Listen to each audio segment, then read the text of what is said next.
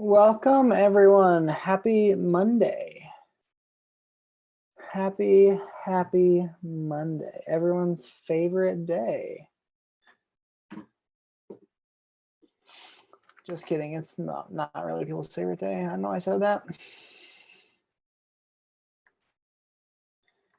Well, welcome to my Monday call. I do it every other Monday for an hour. Basically how it runs, if you haven't been, because I know there's like new people all the time, is, well, people already know, but if you type into the chat to let me know of a question, then we will go basically down the line through questions. We'll probably get somewhere around 5 to 8, depending on how much time they take and what the topic is around. Yeah, so try to there's no pressure to be like the most concise about asking questions, but if you're sharing a bit of backstory, I would think like, oh, I'm gonna intentionally share a small amount of backstory because I'm aware we only have an hour on this call. So with that in mind, I'm excited you guys are here. I love doing these calls. It's really fun for me to get to be a masculine voice in women's lives for this season. I know that most of you are here for, I think it's like a 6-month program or whatever it is, but I always feel like, oh, it's so fun for me that in this women's course, I get to be a part of bringing healing to the masculine part, because I think every heart is meant to be loved by femininity and masculinity. So getting to be a part of that piece for you guys is actually really powerful. So we will get into it. Looks like Caitlin is first. Caitlin, if you want to get off mute and kind of bring your question or you're processing through or the topic that you're wanting to ask some questions about, then it is fair game. All right. Hello. Hello. I'm glad to be on here. This will be the first time I've got coaching from you. So, well, let's make it a good one then. All right. So my question is, I'm trying to figure out how to phrase this. I have issues for some reason with men, and it's like when I'm around guys, I'm constantly fretting about whether or not I'm portraying some sort of like inappropriate interest in them, or rather any kind of contact is inappropriate, even like a completely platonic like touch on the shoulder or like a hug as they're leaving or whatever. Like all that is really uncomfortable to me. Like you feel it's uncomfortable, or you feel uncomfortable like, am I portraying something I'm not trying to? I think mostly just because of, am I portraying something that I don't want to, or are they uncomfortable with my contact? Like when I was younger, I didn't have very much physical affection from my dad or the men figures in my life, and I've seen some connections with that. I don't know if it's related to that. I've been trying to let God in, and when I want physical touch, to tell him and to let him hold me and do all the things that a father or a brother would do, and that has helped, I think. But even with God, I've had to be very vocal. Like, I'm afraid that, like, in my mind, for some reason, I think that physical touch with men, like, it's almost like there's this thing in my brain that says it's always connected to something sexual or something physically. Okay. And I know that's not true. But Where did you learn that? Do you have any health, like non-sexual male physical connection? Like, do you have friends that like you hug goodbye, or that you could like sit on the couch as a group of friends and your shoulders are brushing and that feels fine? Or does that happen in normal life? Not often. Anytime that has happened, I felt very uncomfortable. Okay, and when you feel uncomfortable, describe that feeling to me.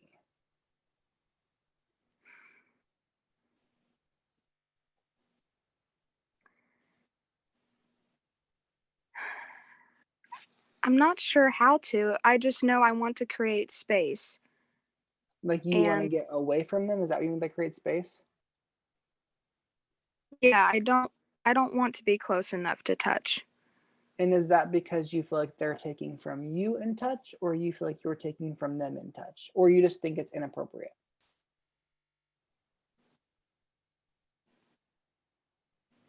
I'm not sure. I think it might be a mixture of all three. I don't know. I'm very confused about why I feel that way, and I think that's what I'd like to explore. Because I feel like if I understood why, I'd be able to do something more about it. I don't know if that makes sense or not. Okay, can you give me an example of a time so I can have a better understanding? Okay, I'll give you um, the most recent example. Perfect. That's a great Just example.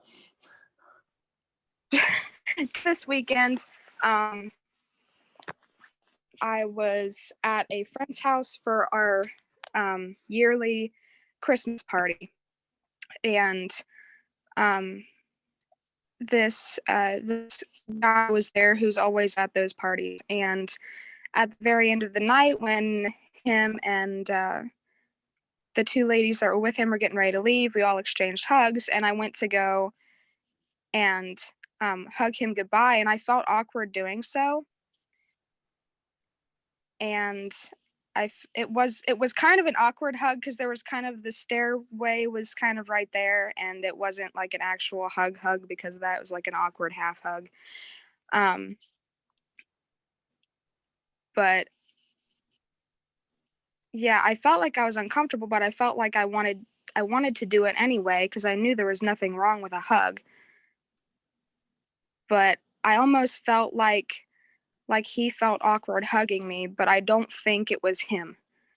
Like that's just the feeling I got. I think that was Okay. all on me. I think I'm just portraying that. Does it feel weird for you when you have physical affection with women, or is it just men? It's just men. Occasionally I have had some awkwardness with women if I know that they're kind of uncomfortable with hugs, but as long as they seem comfortable with it, like Like they've I told don't you, usually. I'm uncomfortable with hugs, or you just feel like they feel weird during hugs? Usually if they haven't offered to hug me or anything like that, I usually won't initiate first, but once they've initiated, I feel comfortable. So like with my friends or people I've um met before who offer a hug, I feel comfortable and fine with it. Um except for guys. So even if a guy had given you a hug goodbye and they felt like they were fine with it, next time you'd still feel weird giving them a hug. Yeah. Yeah, sometimes, a lot of times. Occasionally there's always a little bit. Like it feels less uncomfortable if they've offered before, but it's still there. Okay. And you said your dad was not good at physical affection. No, if I offered he tried. If I offered to give him a hug or I would hug him, he'd always hug me back. But if I held on for very long or anything like that, he'd be like, "Okay, sweetie, that's enough." Like, and he told me later that he just wasn't used to that as a kid, and so he feels uncomfortable with it. And I've been told in other coaching calls here that it seems like there's a shame attached to touch for me.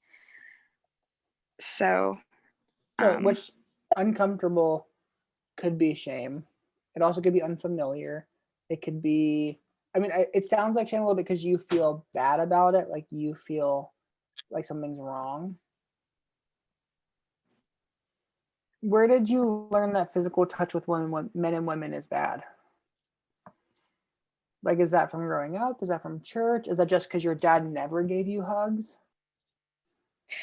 there was a specific instance in my preteen years where my stepdad, this is the memory that is at the forefront of my mind. I remember going to go hug him, and he just went, ugh, and just like sat there and like was like disgusted.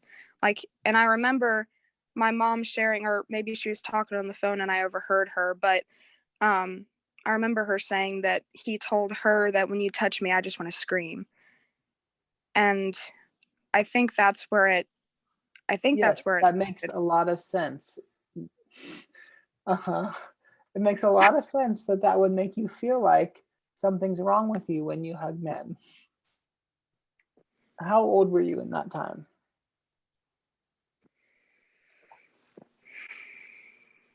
Like, just give me an The age number range. that You're like, I can't remember. I had is around like 10 to 12.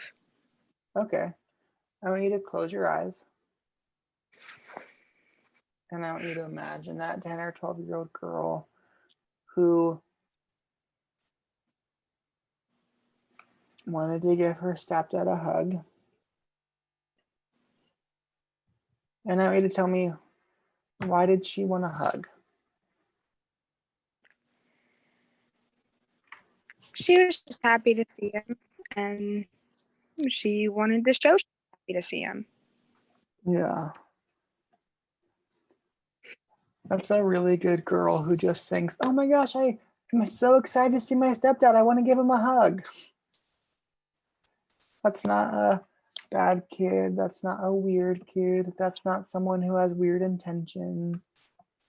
That's just someone who is excited to see someone. It's like giving someone a high five in the hallway, or like that is just someone who thinks, oh, hugs are connecting, and I'm really excited to see my stepdad.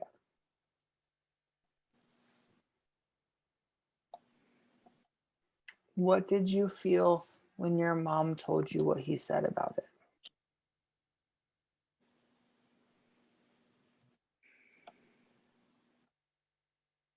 I felt like that's how he felt when I hugged him or touched him. Okay. I want you to tell me, Caitlin's heart, are there any belief systems or vows you made in that moment around physical touch in men?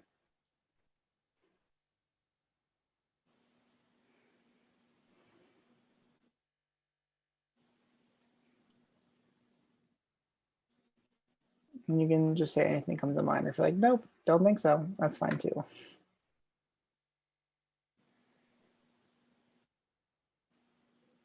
Yeah, I feel like the big thing that comes up is I'm gonna make sure that doesn't happen again. You're gonna make sure that doesn't happen again. Yeah, Is that what you like said? yeah. Totally.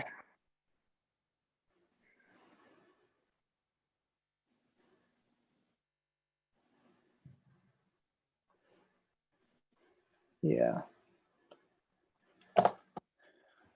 Caitlin's heart, I'm really sorry that you felt the pressure of micromanaging other people's feelings from there on out with hugs with men.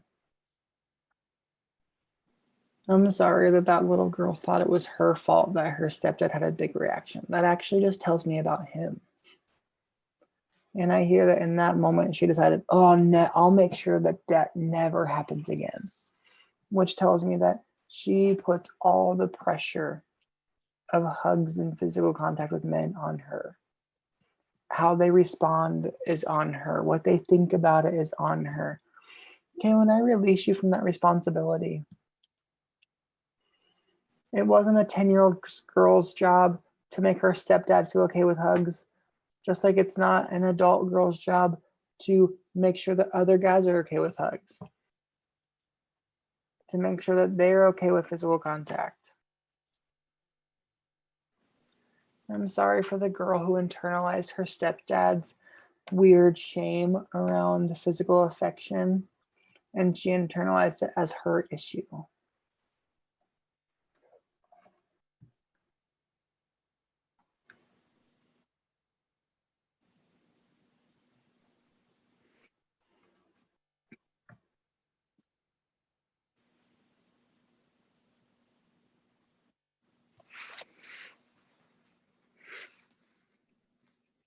Caitlin's heart, it's not your job to make sure that that never happens again.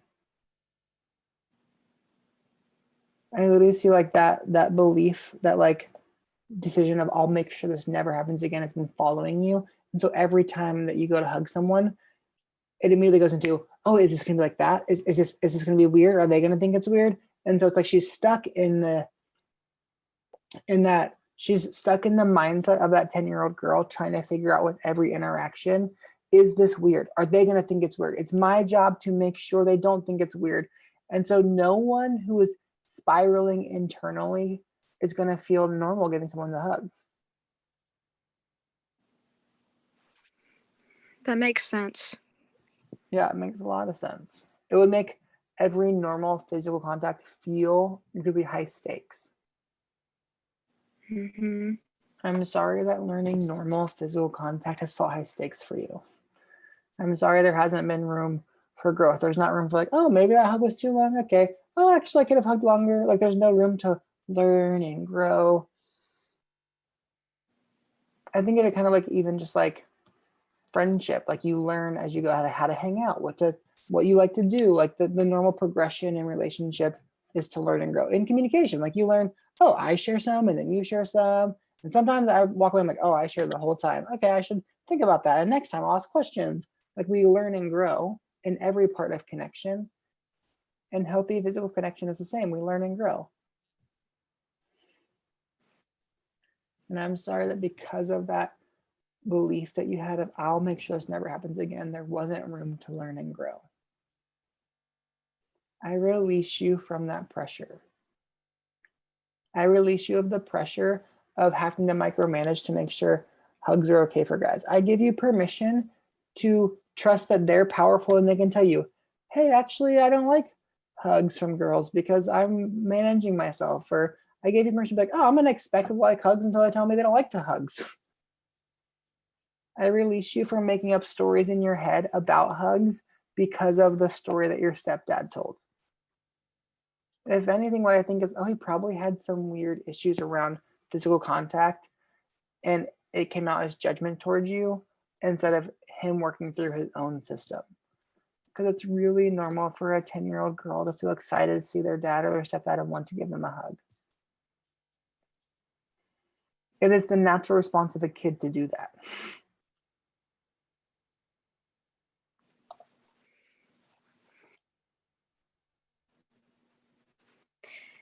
Thank you. What are you thinking you're feeling? That's really helpful.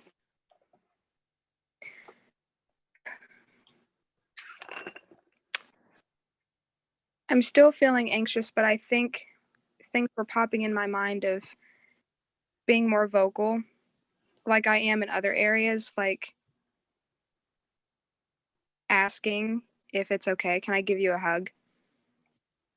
And like just getting that verbal yes. Because I've been doing better with asking.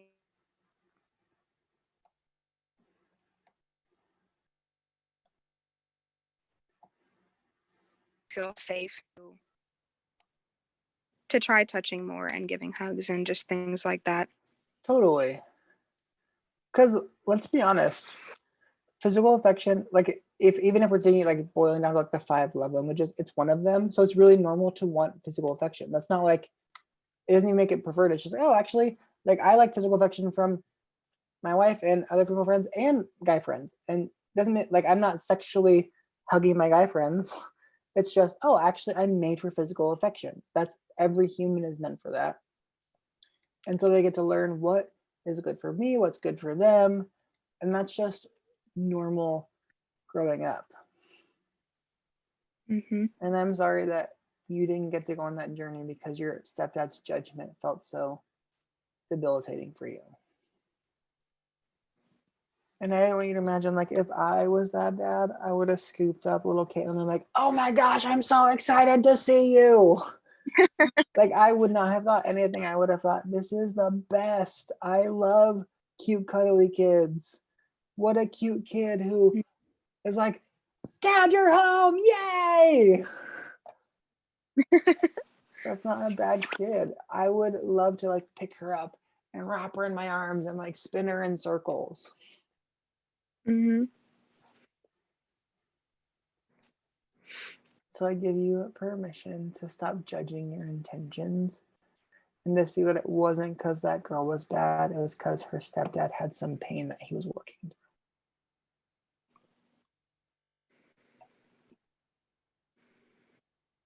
And I break the lie that you have really bad intentions, that you're like secretly bad and you're secretly trying to like steal from people. No, that's just a kid who wanted to give her dad a hug. And if people aren't okay with it, they can tell you. And then you can think, okay, I had really good intentions and they're not okay with it, and that's fine. I have good intentions all the time that people set boundaries for. And I'm like, okay, that's your boundaries. That doesn't mean anything about me. It just means that's where you're at. Mhm. I'll have to do some active work recognizing it when I think things like that and being like, no, it's not me. Yeah. I would literally practice telling myself our intentions are really good. And if they have boundaries, they can tell us. And it doesn't mean our intentions are bad. If someone's like, hey, I didn't like that. Okay, great. Thanks for telling me. It doesn't have to mean anything about me. Mhm. Okay. So I need Yeah. to practice when you're around guy friends and it feels safe. And you can ask, hey, can I give you a hug? Does that feel okay? And they're like, yeah, great. I need to practice literally like our intentions are really good. It's okay for us to like hugs. Because what you've been telling yourself is, I have to make sure that isn't happening. I have to make sure that this isn't weird. I have to make, like, you've been cycling, whether it's subconscious or conscious, this story in your head that you have to make it okay. So we're just going to use a different story. Okay. Yeah, I didn't even realize that until you said it. Like, yeah, actually, that's totally what's going on. Totally. Yeah. So, Cool. Well, thank okay. you So for just sharing. thank you. So homework, I just bet practice. even seeing in the chat, I bet there's a lot of girls who have similar scenarios where there's like an interaction that was awkward and weird. And then since then it's like affected the way they interact with men. And so I bet it relates to a lot of people. Mhm. All right. Well, so homework, just practice like giving a hug with Yeah. guy I friends think when I a feel. good practical homework is to practice doing small steps of male affection that feels safe to you. And literally telling yourself, I'm a really safe person. This has nothing to do with whether I'm good or not. It's not my job to manage their emotions about this. I can show where I'm at. Hey, I just want to give you a hug because I love you. This isn't about dating. I'm a super physical touch person, so I would literally just clarify when I was single, especially like, oh, just so you know, I'm a physical touch person. If that's not okay with you, that's fine. But I'm letting you know I'm not trying to hit on you. It's just like part of my personality. And I literally felt fine, like, okay, I preface, and now if they are picking something up, they can either tell me, or if they don't, that's on them. Mhm. Okay. All right. Well, thank you. I will be using that, and that's all very, very helpful. So thank you. So, yeah, thanks for sharing. Mhm. Okay, Cheyenne is next. Hi, Marcus. How are you? Hello, doing good. How are you? Good, thank you. My Wi-Fi is a little spotty, so sorry if I like freeze up, make a weird face. But I wanted to talk a little bit about like guilt, and just the process of that and where I'm at on that. And before I ask the question, I wanted to go a little bit on like context. This can go many different directions, so I'll try to keep it as concise as possible. But basically, where I'm at, like I have all the head knowledge. I know why I think the way I do. I know why I feel the way I do. I know why I feel guilty towards a certain situation. I think it's because when I was little, I don't have a specific memory, But I remember vaguely I was like my parents, I would be kind of like punished for really small things. And I think that's when I started feeling really guilty for things that I shouldn't have even felt guilty for. But it's weird because now I think like so much hurt has been there's so many things that have happened since then. And I think right now I pendulum swing when it comes to guilt. So sometimes towards my parents, I don't feel guilty at all towards things that maybe I should feel guilty for. When I was little, I used to feel guilty towards littlest things. And with this friend that I had, I felt very guilty for leaving them behind, even though I knew it was the best thing to do. And I felt a lot of peace since then, but I know there's still this weight that I'm carrying. And Wait, can you tell me a little bit more what happened with the friend? I don't feel like I fully. yeah, so basically there was like some feelings going on, and what was ironic was none of the I know the desires of my heart. So I wanted to be chosen, seen, loved, valued, and none of those were actually met like in the friendship. And I that's why I decided to leave. And there's just a lot of toxicity, codependency, all these things, and I didn't It really was like you had a friendship breakup, is that what you're saying? yeah, but it felt almost like a relationship because of how much I invested into it. Yeah, Um, I call those friend breakups. I've had those. yeah, because yeah, so it was kind of more of a friend breakup. It's just there was a lot of feelings on both sides. It was reciprocated, but it never turned into anything because I was the one who had said no. But that doesn't make it any less harder. So, Totally. um, I'm just guessing I'm struggling with this guilt because I know that I didn't end it very well. And I think I was being manipulative because twos, like helpers, they want, I think what they do is sometimes they manipulate the conversation so like they can get the response they want. And I know people Sure. have told me like you did the best that you knew how. And in my head, I have this voice telling me, no, that's not true. Like you knew you were kind of manipulating this person so you can get the desires of your heart met. And when those words that I was craving weren't said, I think that's when I was like, I can't stay here anymore. And there's just like a whole lot of high stakes feeling. Um, so the goal is like, I don't want to get rid of that guilt because like guilt and shame, like honestly, they're not necessarily the enemy. I just don't want it to have so much of an effect on me. And what I'm doing is I'm not necessarily Well, I missing. don't know if I think we're supposed to feel shame. I think conviction, but conviction and shame are not the same thing. Shame tells me who I am and what I am. Conviction is the Holy Spirit's job to let me know, hey, this might be better than this, or this is a better way to communicate. So just so you're aware, like, I actually don't think we're supposed to constantly be feeling shame. I don't think that shame's a good motivator. I don't think just shame is a friend for us. Well, yeah, yeah. To clarify what I mean by that is it's not a friend, but I also don't want to treat it as an enemy either, like the big, because I think we're also giving it too much power by seeing it as like a this huge enemy in our lives. So that's kind of what I meant by that. But I, oh, what was I saying? I think I just really want to move forward because I noticed I'm not thinking so much about the person. I'm thinking about the feelings that I felt with this person and recreating them in my head and staying in the past. And I just want to really like go to God's love instead. But part of me wants to stay in the pain. I feel comfortable in it. And How recently did this happen?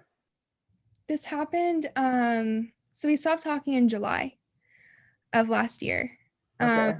and the guilt like is less intense, but it's still very much there. And I've given it time. I've given myself grace. I just want to change my mindset so I can like really lean into God's love because part of me is like um kind of not repulsed by his love, just like unfamiliar with it.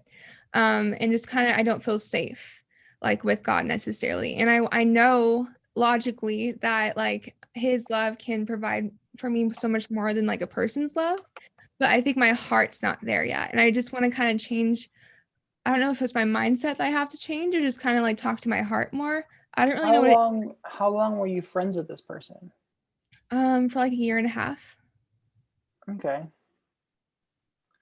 I don't know if I think you should be over needing to grieve it. Like when you say you feel guilt, is that like all day, every day I feel guilt? Or is it in the beginning I felt guilt all day, every day, and now I realize, oh, I'm walking in the grocery and I imagined seeing that person and I thought, no. I still feel it every day because I felt like abandoned that person, even though I knew that if I stayed, I'd be abandoning myself. So I still feel guilty every day. It's just not as intense. I know like before I used to cry all the time about it, and I still do every now and then. Um, but so I don't feel as much guilt, but I still think about it all the time. Totally. Okay. Well, first off, that's growth. So you get to celebrate the growth. I'm actually farther than I was. I used to cry every day, and now I cry like once a week or once every couple of weeks. So just so you're aware, like I actually don't think emotionally you should be over processing through the pain of a friendship ending. That's painful. I had that happen, and it was a couple of years ago. But for the first year, I think it'd be random. Like I'm like in the shower, I was like doing my shampoo, and I'd be like, oh, if I saw them in public, I think I'd yell at them. I was like, oh, I still have pain, and I didn't think it meant that I was bad. I just thought, oh, there's still pain there, and it's my heart letting me know it's still sad, and that's fine. And then with the guilt, I mean, honestly, it sounds more like shame because you're judging yourself. I think I might be judging myself for still having it, but I think I might have processed through shame more. So I know there's a little bit of both. But right now, The guilt that you feel like you should have done it better, I think so. Yeah, the guilt is that I should have done better but and that that is shame. Shame says I should have known how to do that better. I'm bad because I did it the way I did it. Instead of, oh, I feel accept me. Maybe I'll follow up someday when I'm more at peace about it. But like shame is the thing that's high stakes. Shame is pressure. Shame is the thing that says I should know better. I should do it better. I shouldn't have made that mistake. but isn't shame also like I am a mistake and then guilt is like I made a mistake? Because I'm not saying like I am this. I'm more saying like But you sound tormented by it. If I realize, oh, I did that wrong, I'm gonna follow up someday. I'm not there yet.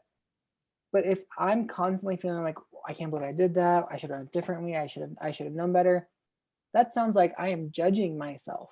And shame and judgment are friends. Guilt, if we're using guilt in that way, is more like, oh, okay, I could have done that better. And even then, God doesn't even say I have to go back and fix it. Like that's up to me. If I feel the impulse, I have to fix this or I can't be okay with myself, it's probably shame. Not that I'm saying you shouldn't follow up someday, but if there is a pressure where I need to do it fast and figure it out, probably that's more shame. Because maybe you do, and maybe someday the Lord will tell you, hey, it's time to go clean up your mess. But also, maybe you need more time.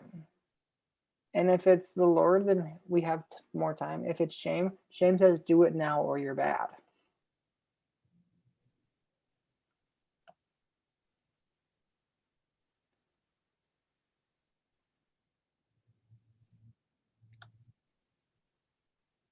I think my heart is kind of just like resistant to the whole I need time because I know I do.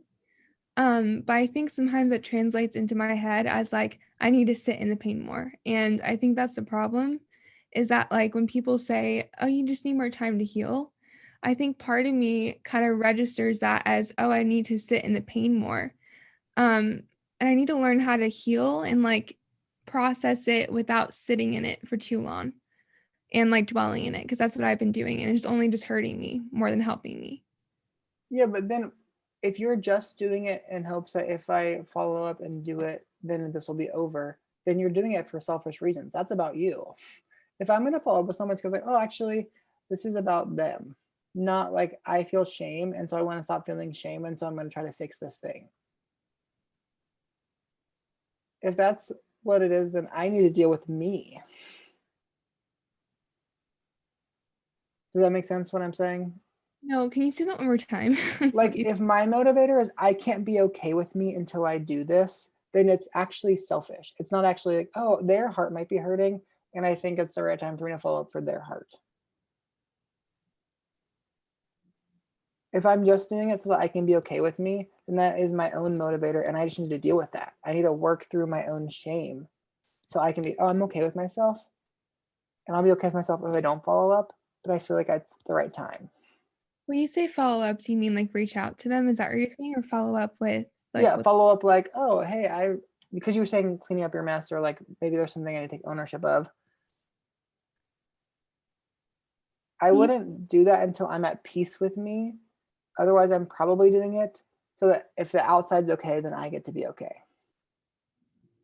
Yeah, so I don't know if I said follow up, but I don't ever plan on reaching out to that person because I know I had said that I Oh, would okay. his best. So I already know that. I know that's selfish, and I know it's more of me. So even though part of me wants to, because in my head I believe that it will get fixed. I know deep down it won't. So I'm not planning on reaching out just because I think that's the best choice. And like you said, like it is selfish. Because I know like it would be unfair because I'm the one that left and then I'm coming back trying to find closure. So I know that's not right. So I wasn't planning on ever reaching out unless like something actually were to happen and God were to make it happen, then that would be different. But I'm not going to make any means to do that and like go out of my way.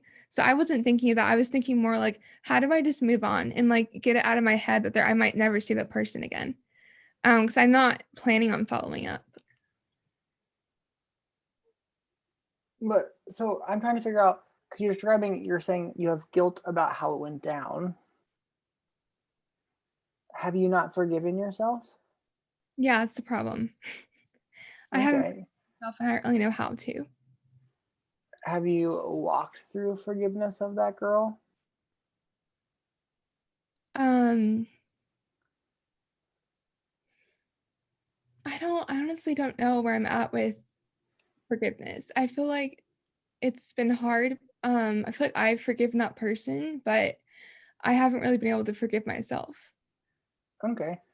Tell me about yourself in that season of friendship. Why did it break down for you? I think because I had put this person in my God spot, and I think that created a lot of high stakes because when I realized that they weren't perfect, which people aren't, I'm not perfect. I think um I started to like pendulum swing. Like I started to go from straight to I need this person in my life to I don't want them at all anymore. And I realized that was wrong. That was the wrong way of thinking. But I think like there's a lot of pain because this person was actually reflecting what I was feeling on the inside because there's things that I hadn't processed when I was younger. And this is what I'm connecting this person to. When I was on this call last time, I talked with you about being bullied. Totally. Treated with conditional love, and I feel like I treated this person with conditional love. Even though I didn't bully this person, I feel like I treated them with conditional love because I was treated with conditions. So I think that's where the core and like the root of the guilt is coming from. Okay. So yeah, And tell me, why were you treating her with conditional love? I think because I didn't realize that I wasn't accepting that all they could like I wasn't loving them in the moment. Like I wanted them to give me they even said that like they couldn't be there emotionally for me. And I think my heart didn't accept that. And I think I was trying to meet this goes back to like masculinity and my dad, because I'm not close to my dad. He's not emotionally there.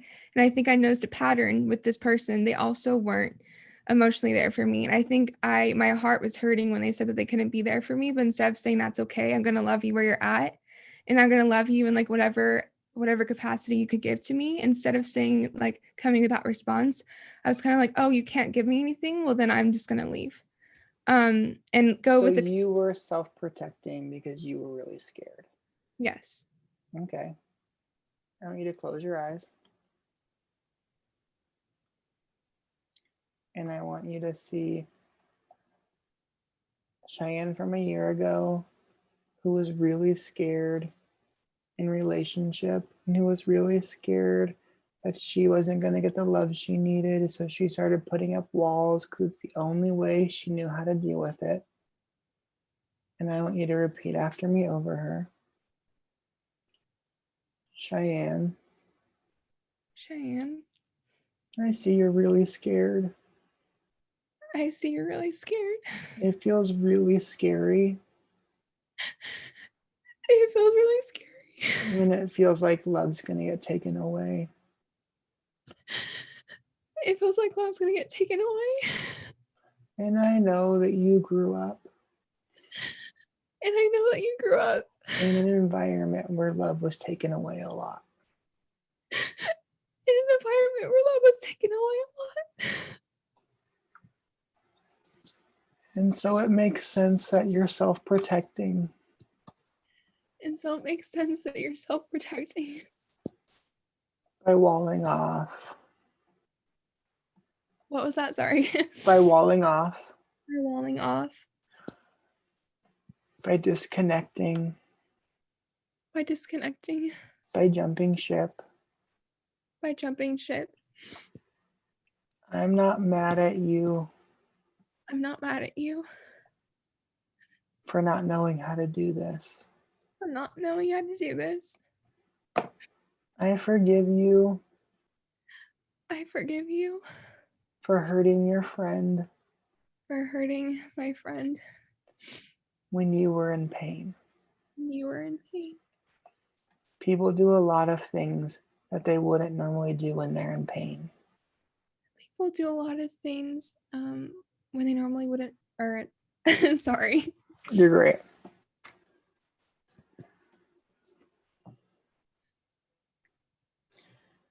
When people are in pain, When people are in pain, they do a lot of things they normally wouldn't do. they do a lot of things they normally wouldn't do. When people are scared, When people are scared, they do a lot of things they wouldn't normally do. they do a lot of things they wouldn't normally do. So I forgive you for that. So I forgive you for that. I let go of my judgment towards you. I let go of my judgment towards you. You're not a villain. You're not a villain.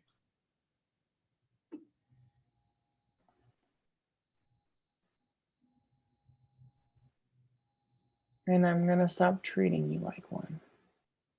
And I'm going to stop treating you like one.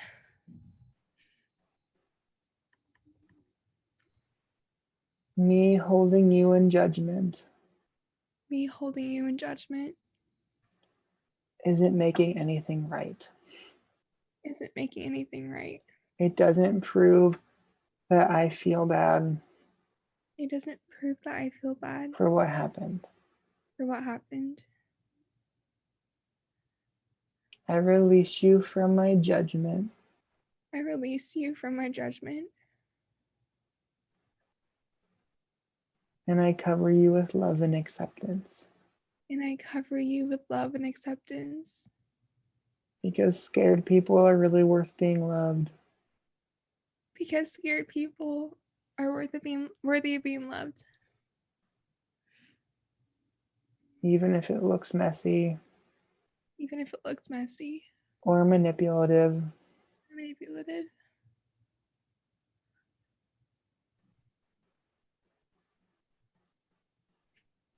And if you need me to come back here And if you need me to come back here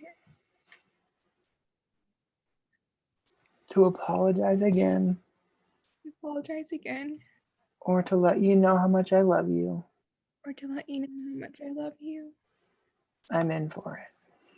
I'm in for it. Because you really matter to me. Because you really matter to me.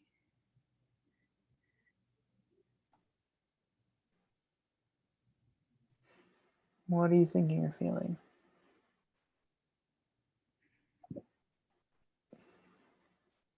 I feel like my heart's still really hurting. Like it had some sort of a release, but I still feel like the villain. Totally. Feel that way. Yeah. So it's going to be really hard to get out of shame when you're creating a story where you're a monster. Right? Like shame dehumanizes us. And what I was helping you do is connect to the humanity of that girl where, oh, she was a really scared girl who grew up in an environment where love was removed. And she was trying to protect herself. That's not a monster. And so this is where it's like, oh, actually, I might have to revisit that multiple times. And for walk through forgiveness multiple times because I have a lot of judgment towards myself there. That's okay.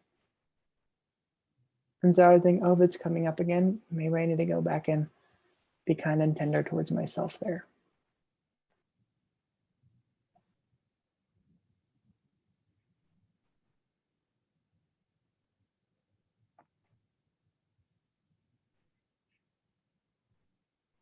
I think part of me felt like going backwards. It makes sense now, but I think before I felt like going back into those memories and kind of just being kind to myself. I felt like for me that was just going backwards.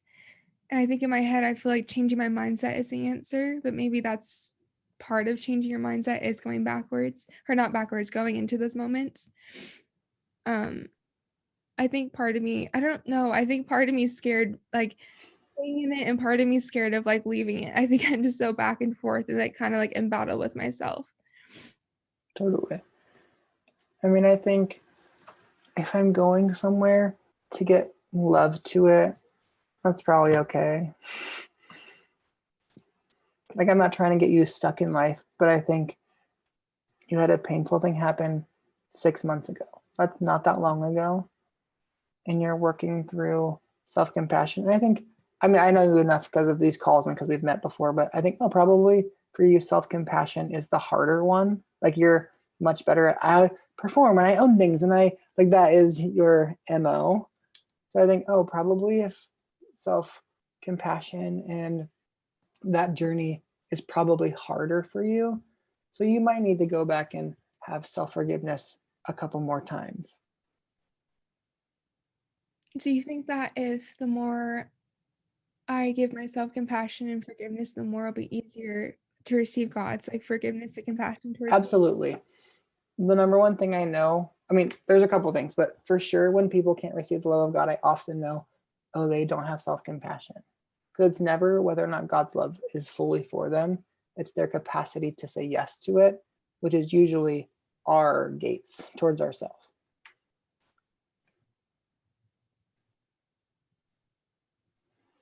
Yeah, that makes sense. Because I'm frustrated that I don't receive God's love. I think it's because I don't give myself enough love. Totally. Yeah. So I love you. I'm for you. I understand it. I've been in the same place as you where relationship is messy and there's pain involved and it's a process of walking it out. And I don't think you're failing and I don't think you should be over it. And I think that Cheyenne in July is really tender. And I think that she deserves to be loved.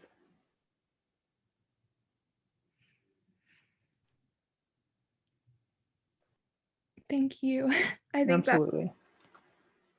because I had someone told me the other day, like, why aren't you moving on? So I think it helps that you're saying like to just go back and allowing your heart to feel those things. Totally. And it sounds like this is a different step than before. Like, before you were forgiving your friend and working through that and working through the guilt. And now it's like, oh, actually, I haven't really forgiven myself. So I'm like, yeah, moving on doesn't mean there's not different parts that you need to process through.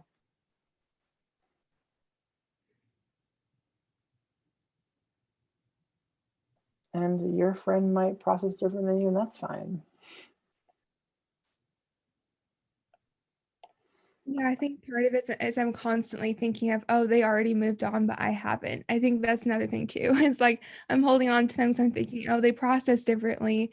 And from what they told me, is not, I don't know if that's true, but from what they told me, they move on quickly. So think in my head, it's like, oh, Maybe. you're this.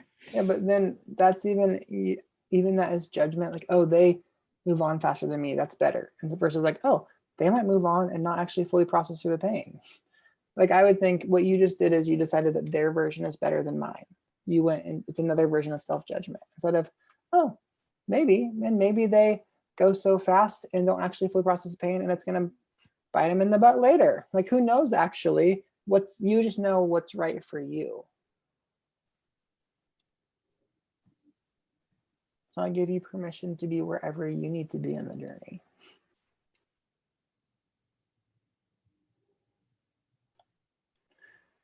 Also, I'm going to clarify because it looks like there's been a lot of confusion about what I was saying. selfish could have been a strong word, but I was just trying to understand what she was saying.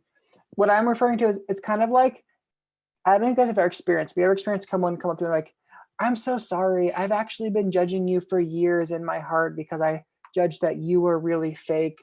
And now I want to apologize to own it. And it's like, none of this was helpful for me. This is all an apology just for you to feel better. And so I think that's where it's like, when I'm using selfish, I mean, it's all about me.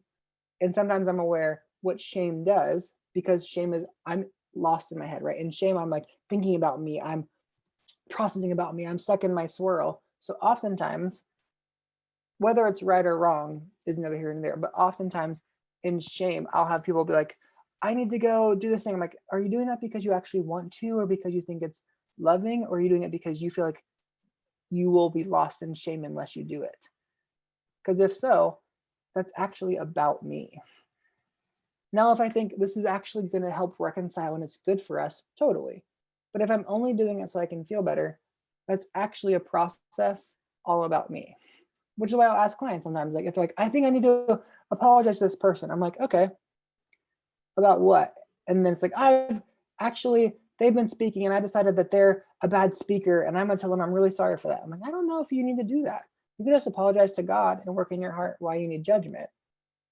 So more, that's what I was trying to understand is she because I interpreted it wrong. I thought she was saying she was thinking about following up. And I was just wanting to help her check in. Are you doing it because you're trying to, like, you feel from the Lord you're supposed to follow up for healing for them? Or is it just so that you get to feel less guilty?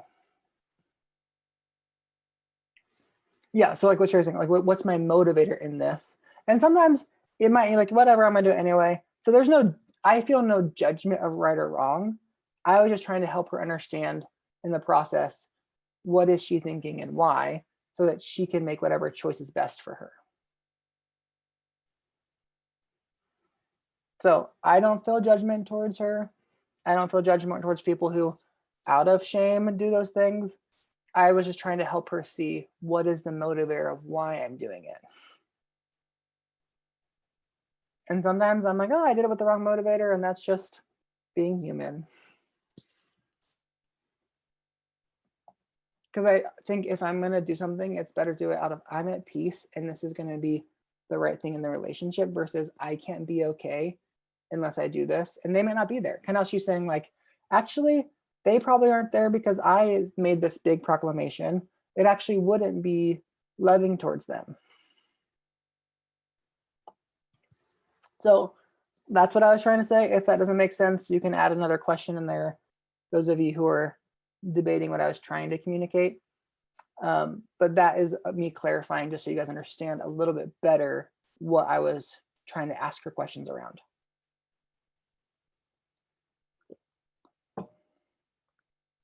Because in my head, selfish is only shame if you judge, oh, if I'm selfish, I'm bad, versus, oh, sometimes I'm selfish. Sometimes we're all selfish. That only becomes shame if I've decided that's a judgment language, versus, oh, yeah, sometimes I do things I'm like, oh, that actually was all about me. That was not about my wife. I did it because I wanted affirmation. Okay. So really, I can understand how the word would carry weight for some people of judgment, but I don't have judgment about it. So I wasn't, in using the language, judging Cheyenne or the idea of someone doing that. Just so you guys know. I want you to feel safe in these conversations, not like you're going to be judged by me.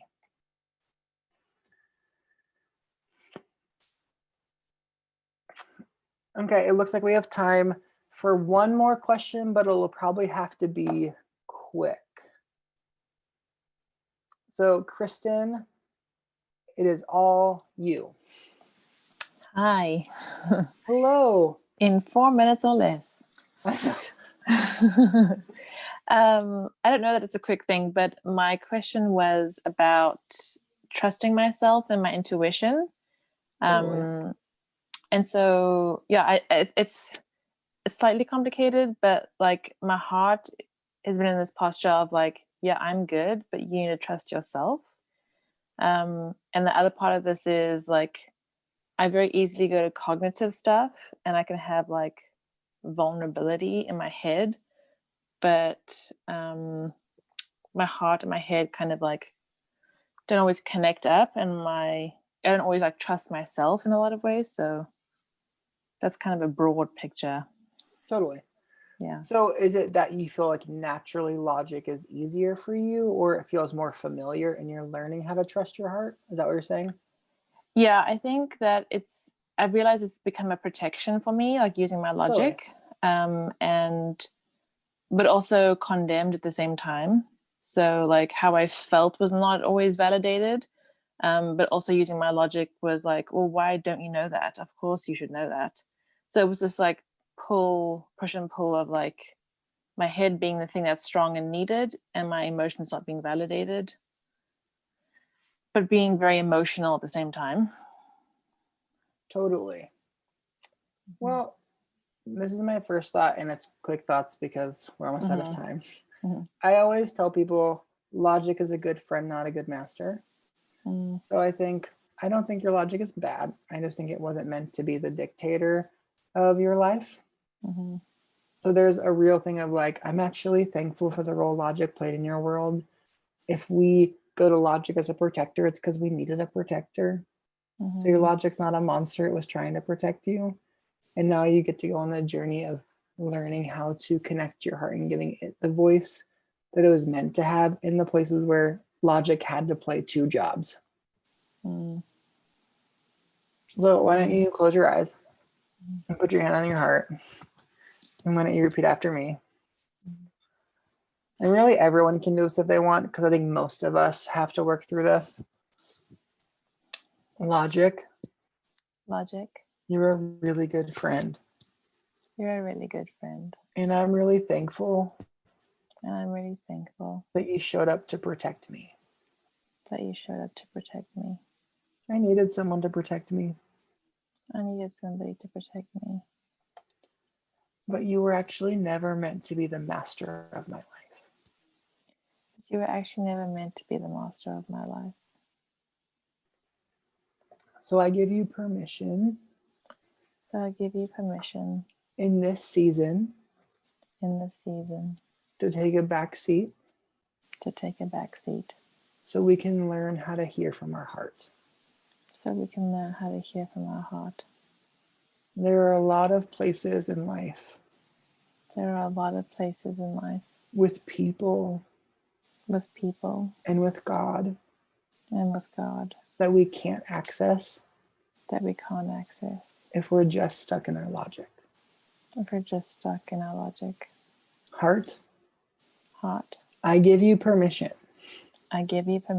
in this season to yell so loud at me.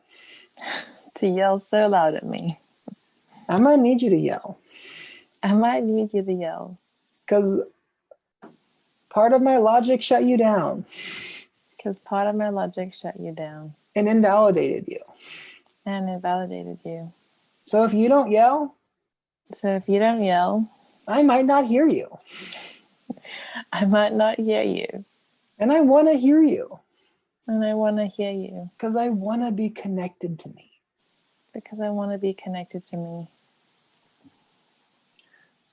Heart, it was always meant to be you and logic together.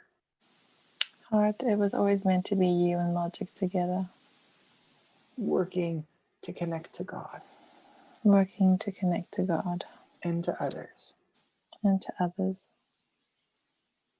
Ourselves.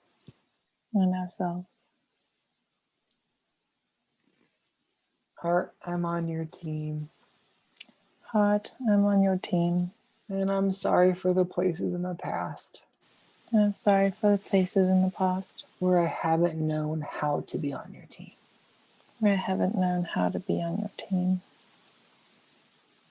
You're a good heart.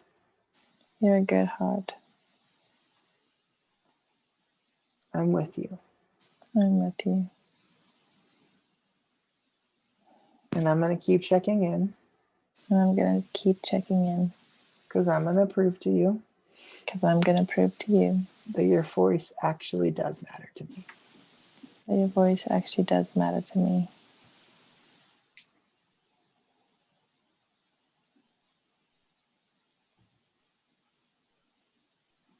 Amen. Thank you. You're welcome. That's the best I got in 4 minutes. That's great. Fantastic. But I would literally do that over and over again. Like, Heart, Mm, do you have anything you want to tell me today? mhm, Because I'm aware I spent most of my life ignoring it intentionally. mm, If I'm going to learn how to hear it, I probably have to connect over and over and over again. mhm. And that's where it's like, oh, I don't think your logic's bad. I think probably it needs a break. It's like doing double time. Mhm. It's true. Okay. Thank you very much. Absolutely. Okay, well, I'm going to pray real fast before I end this. God, I thank you for these women, and I thank you that they're on the journey of love and of life and of connection. And I pray that they would know how much I care about them, and I want their hearts to be safe. And I pray that they would see just how much my intentions are for them. I pray that they would know that they're so worth being loved. They're so worth being chosen. I pray for every heart on this call that you would know that you are good, that you would know that despite the broken parts, despite the weaknesses, despite the places where we've hurt other people and where we've been hurt by people, despite the places where we have protectors, where we put up walls because it's the only way to stay safe, that actually we're really good. God, thank you that even though you knew every choice Adam would make, you called him good. That it's not just he was good because he never sinned, he was good despite the fact that you knew the whole story. And you're the same with us. You're like, oh no, I think you're really good. I know the whole story of your life. I don't have to ignore the bad parts to think you're good. I see it all. And I think you're really good. So I just pray that the acceptance of God would rest on these women. That this would be a season where you lean back into the acceptance of God and the understanding that everything comes from the space of God already thinks I'm good. We love you and we're for you. Amen. All right. Thanks for showing up. I will be back in 2 weeks from today. So